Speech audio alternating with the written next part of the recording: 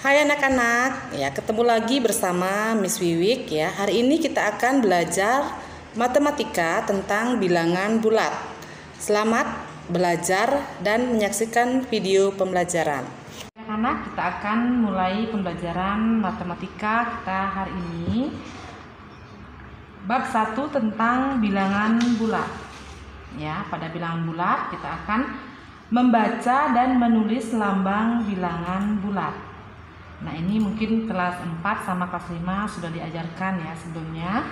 Nah, untuk hari ini Miss akan mengingatkan kembali kalian tentang bilangan bulat. Nah, bilangan bulat merupakan bilangan yang terdiri dari bilangan positif, ya, bilangan positif, bilangan negatif, dan 0. Nah, bilangan bulat dapat kita lihat pada garis bilangan.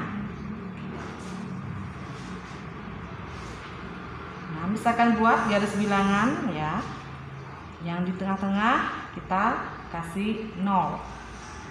Ya. Kemudian ke kanan ada bilangan 1, 2, 3, 4, dan seterusnya. Nah, ini Miss kasih tanda panah ke kanan. Nah, kemudian di sebelah kiri 0 itu ada angka negatif 1, negatif 2, kemudian ada negatif 3, negatif 4, dan seterusnya. Miss kasih tanda panah ke kiri. Nah, arah panah ke kanan ini menunjukkan bilangan bulat positif. Kemudian yang di sebelah kiri menunjukkan bilangan bulat negatif. Nah, semakin ke kanan letak bilangan, maka nilainya semakin besar. Nah, begitu juga sebaliknya, semakin ke kiri letak bilangan, maka nilainya semakin kecil. Nah, bilangan yang terletak di sebelah kiri 0, nah ini yang termasuk sebelah kiri 0 itu disebut bilangan negatif, ditandai dengan min ya pada awal bilangan ya. Contohnya ada negatif 6, min 6 ya, ini dibaca negatif 6 ya, dibaca negatif 6.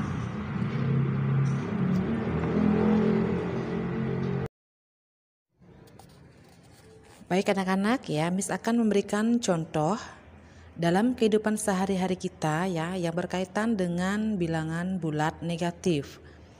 Nah, seperti contoh yang Miss sudah berikan ya, ada posisi kapal di permukaan laut. Nah, di situ kelihatan pada gambar ya, kapal itu berada di permukaan laut. Berarti posisi kapal ada di 0 meter. Ya, ini ada di 0 meter kapalnya. Kemudian kalian bisa lihat burung yang ada di atas, itu ada burung itu berada 100 meter dari permukaan laut. Jadi posisi burung adalah 100 meter. Nah, kemudian ada ikan ya, ikan berada di bawah air yang kedalamannya 60 meter ya. Posisi ikan itu ada di negatif 60 meter. Nah, itu merupakan contoh ya, salah satu contoh permasalahan yang berkaitan dengan bilangan bulat, baik itu positif maupun negatif. Baik anak-anak, Miss akan memberikan contoh yang kedua ya. Nah, di situ Miss sudah berikan contoh di halaman 2 buku modul kalian. Nah, contoh kedua itu ada Ardi, Fahri, dan Roni mula-mula berdiri sejajar.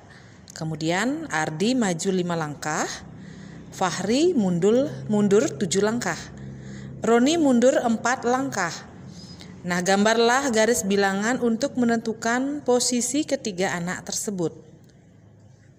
Nah, mari kita lihat jawaban yang Miss akan berikan dengan menunjukkan pada garis bilangan. Baik anak-anak, Miss akan memberi cara ya untuk memberitahukan kalian cara membuat jawaban pada contoh yang kedua, ya. Nah, di situ ada Ardi, Fahri, dan Roni, ya. Yang pertama kita buat dulu garis bilangan, ya. Dimana di tengah itu selalu kita kasih nilai angka 0, ya. Kemudian di sebelah kanan itu ada angka 1, angka 2, angka 3, angka 4, angka 5, angka 6, angka 7, angka 8, dan seterusnya, ya. Nah, kemudian di sebelah kiri 0 ada negatif 1, negatif 2, negatif 3, kemudian ada negatif 4, negatif 5, negatif 6, negatif 7, negatif 8, dan seterusnya. Nah, yang pertama, Ardi maju 5 langkah.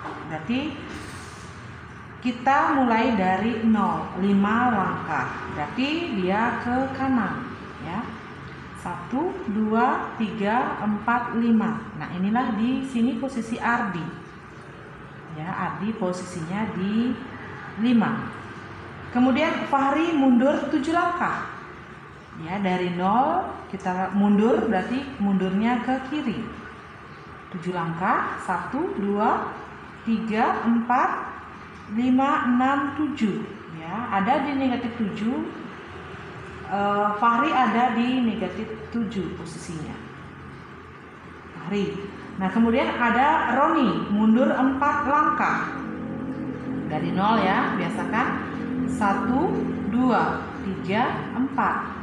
Nah, ini posisi dari si Roni, ya.